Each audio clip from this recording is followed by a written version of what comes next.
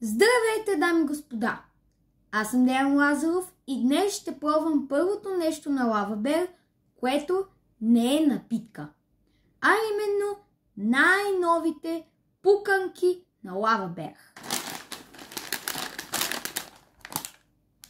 Ето как изглежда.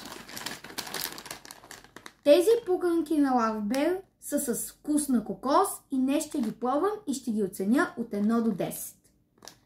Гледайте до края, за да разберете каква оценка ще му дам от 1 до 10. А сега, нека да ги пробвам.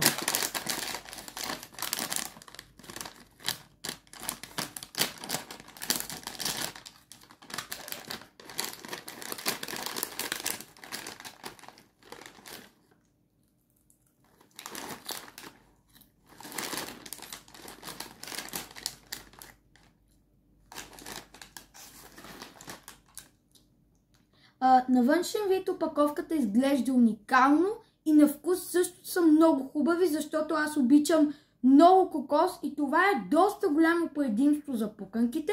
Затова като финална оценка ще им дам 9 от 10. Перфектни са, просто много хубави са. И това беше видеото. Ако ви е харесало, не забравяйте да се абонирате за канала с камбанката и да сложите лайк. А от мен, чао!